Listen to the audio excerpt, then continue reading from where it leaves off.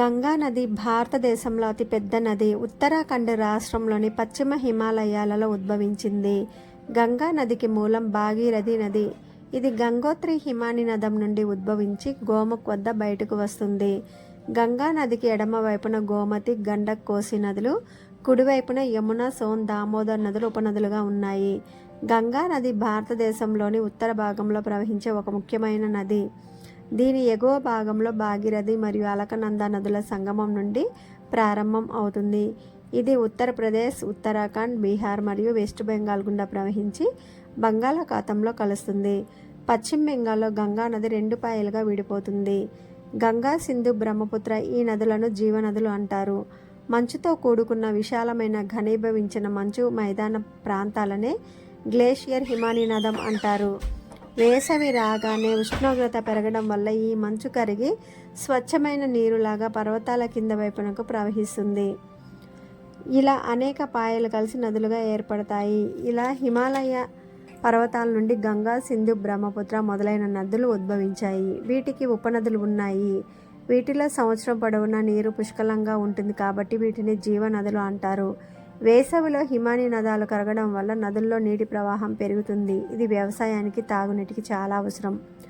హిమానీ నదులకు ప్రధాన నీటి వనరు మంచు. హిమాలయాల్లోని మంచు మొత్తం కరిగిపోతే అది దక్షిణ ఆసియాలోని ప్రజలపై, ముఖ్యంగా నదులపై ఆధారపడిన వారిపై తీవ్రమైన పరిణామాలను కలిగిస్తుంది. నీటి సరఫరా తగ్గిపోవడం, వరదలు రావడం, వాతావరణంలో మార్పులు వస్తాయి. భారతదేశంలోని ఋతుపవనాలు రావడానికి హిమాలయాలే కారణం. హిమాలయాలు చల్లటి గాలులను ఆపివేసి భారత ఉపఖండానికి ఋతుపవనాలను తెస్తాయి. మంచు కరిగిపోతే ఈ ప్రభావం తగ్గి కరువులు మరియు తీవ్రమైన వాతావరణ పరిస్థితులు ఏర్పడతాయి. వ్యవసాయం దెబ్బతింటుంది. ఇది ఆహార భద్రతకు ముప్పుగా మారుతుంది. మొత్తం మీద హిమాలయాల్లోని మంచు కరగడం అనేది ఒక పెద్ద సమస్య. దీనివల్ల దక్షిణాసియా నీటి కొరత, వరదలు, వాతావరణ మార్పులు మరియు పర్యావరణ విధ్వంసం సంభవించే అవకాశం ఉంది. ప్రపంచవ్యాప్తంగా ఉన్న పర్వతాలు, హిమానీ నదాలు వాతావరణ మార్పుల కారణంగా వేగంగా కరుగుతున్నాయి. హిమాలయాలలో పుట్టిన మరొక నది సింధు నది. సింధు నది భారత ఉపఖండంలో ప్రసిద్ధమైన నది. ఇది హిమాలయాలలోని మానస సరోవరం వద్ద టిబెట్లో పుట్టి కాశ్మీర్, పంజాబ్, సింధ్ రాష్ట్రాలలో ప్రవహించి పాకిస్తాన్లోని కరాచీ సమీపంలో అరేబియా సముద్రంలో కలుస్తుంది.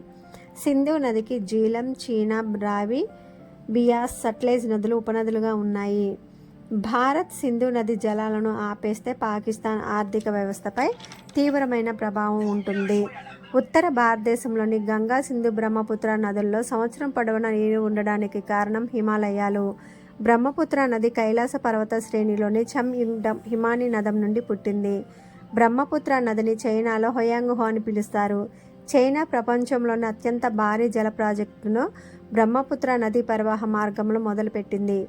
సరిహద్దు రాష్ట్రాలైన అరుణాచల్ ప్రదేశ్, అస్సాంలకు నీటి అవసరాలను తీర్చేది బ్రహ్మపుత్ర నదే. గంగా, సింధు, బ్రహ్మపుత్ర నదులకు జన్మస్థలం హిమాలయాలు. హిమాలయాలు 2500 కిలోమీటర్ల పొడవునా విస్తరించి ఉన్నాయి. భారతదేశానికి రక్షణ కవచంలా ఉన్నాయి. పాకిస్తాన్, చైనా, బంగ్లాదేశ్ మన నదుల నీటినే వాడుకుంటాయి, మరలా మనల్నే వెన్నుపోటు పొడుస్తూ ఉంటాయి. ఏది ఏమైనా మన పర్యావరణాన్ని కాపాడుకోవాల్సిన బాధ్యత మనదే. హిమానీ నదాలకు కరగకుండా ఉండాలంటే గ్లోబల్ వార్మింగ్ని కంట్రోల్ చేయాలి. పర్యావరణ పరిరక్షణ మన అందరి బాధ్యత.